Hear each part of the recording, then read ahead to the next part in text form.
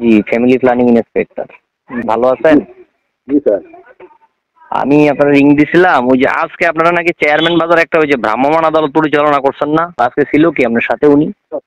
ওই secretary inspector sanitary inspector ছিল বরণউদ্দিন থানা।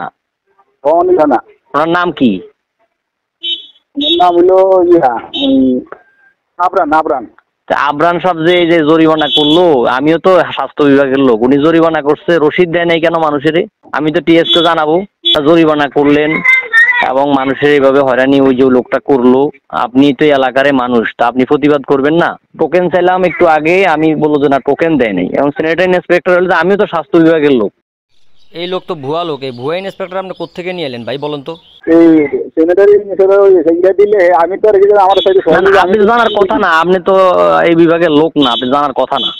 এখন উনি আমাদের আমার সহযোগী চাইছে যে মানে চুরি করিয়া তো আমি যদি সহযোগী হইলে আমার কাগজ দেখাইতে দিব এবং তোমার স্মার্ট কার্ড দেখাই দিব। এর স্মার্ট কার্ড দেখাইছে, এর কাগজ দেখাইছে, তারপরে আমি গেছি। আচ্ছা, ওনার নাম্বারটা আছে আপনার কাছে?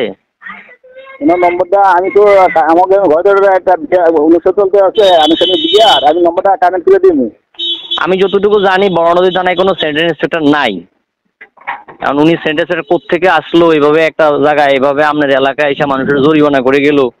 এবং আপনারা যদি ডিউটি দেয়, আপনি তো অবশ্যই আপনার কর্মকর্তার কনসেপ্ট ছাড়া তো আপনি দায়িত্ব পালন করতে পারেন না, এটা তো আপনারও বিধানের বাইরে।